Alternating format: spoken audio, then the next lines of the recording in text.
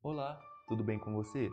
Seja bem-vindo e seja bem-vinda a mais este vídeo. Apresentando rapidamente, meu intuito é contribuir para o reino dos céus, promovendo o máximo de conhecimento sobre o Evangelho e contribuindo com o crescimento espiritual das pessoas que me assistirem. E hoje, assim como eu fiz uma breve exposição de 1 Coríntios, quero fazer o mesmo sobre a segunda epístola de Paulo à igreja de Corinto. Sugiro então que antes de ver este vídeo que vocês estão vendo agora, veja o outro vídeo sobre 1 Coríntios, que coloquei aí no card, pois lá tem informações cruciais para a melhor compreensão sobre a segunda epístola, afinal um é continuação do outro. Sem mais delongas, pegue sua xícara de café, mais um pouco de pipoca e acompanhe essa história comigo. Acredita-se que Paulo, na verdade, tenha escrito 4 cartas ao total, sendo que a primeira e a terceira carta, no fim das contas, não foram inseridas ao cânon bíblico, mas que o próprio apóstolo faz referências a elas na segunda e na quarta carta escritas por ele, as quais conhecemos como 1ª e 2ª Coríntios, respectivamente.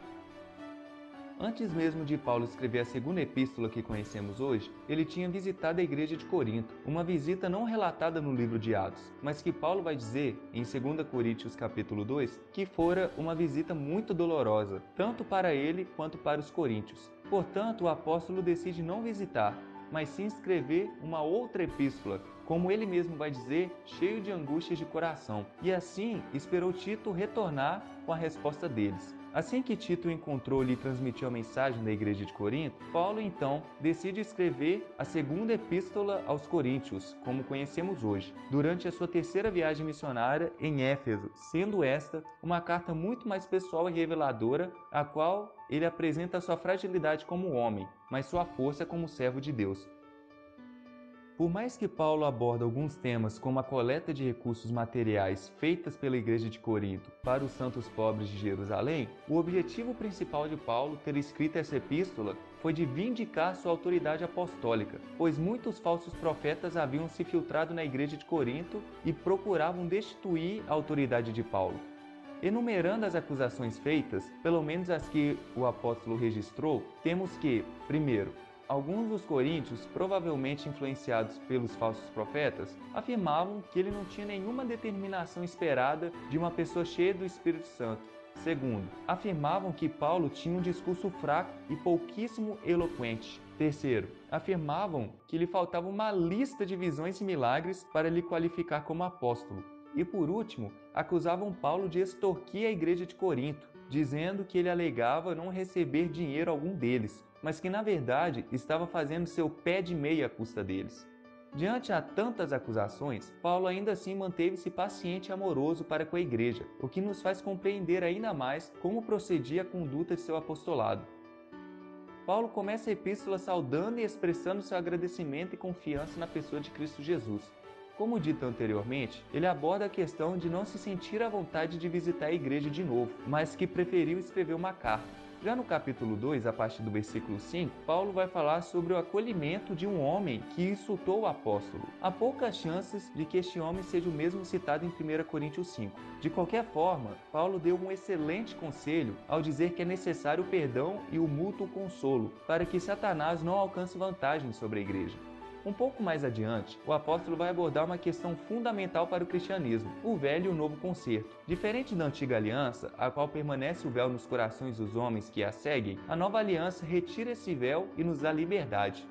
Paulo vai alertar a um fator interessante que pode vir a se tornar um tema do nosso canal, que é sobre encarar as aflições tendo em vista a eterna glória que nos é prometida, já que ambas nem se comparam, e que por isso precisamos sempre ter bom ânimo e não desanimarmos, mas sim apresentarmos aos homens a palavra da reconciliação, da qual somos embaixadores. Paulo vai separar quase um capítulo inteiro unicamente para comentar sobre a chegada de Tito com as notícias da igreja e de como Paulo se sente tão afável ao saber o quanto eles sentem saudade do apóstolo. E de fato, por mais pesado e doloroso que foi sua última carta a eles, Paulo fez isso porque lhe agrada muito mais os verem, digamos, tristes, mas que frutifiquem para o arrependimento do que qualquer outra coisa, tendo em vista o tanto de vacilo que a igreja estava dando, como relatado em 1 Coríntios. Logo depois, Paulo dedica os capítulos 8 e 9 para falar de como a mordomia, que seria o servir uns aos outros, inclusive com bens materiais, provam a eficácia da graça de Deus. pois já não mais baseamos a contribuição em motivos egoístas, mas sim de acordo com a alegria que carregamos em nossos corações. E não somente isto, mas que Deus abençoe ainda mais aqueles com abundância abençoam os outros. Paulo, por fim, vai passar seus últimos 3 capítulos da carta afirmando sua autoridade apostólica, respondendo às acusações covardes comentadas anteriormente neste vídeo, mostrando que sua força e autoridade são frutos da graça de Deus.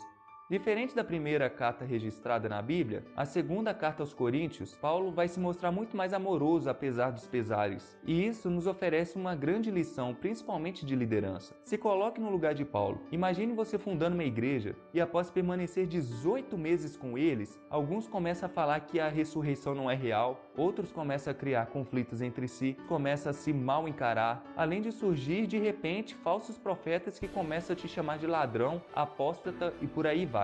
E apesar disso tudo, você fala que sente saudade deles, que zela por eles e que os ama. Paulo, através da igreja de Corinto, nos provou o que de fato é ser um líder.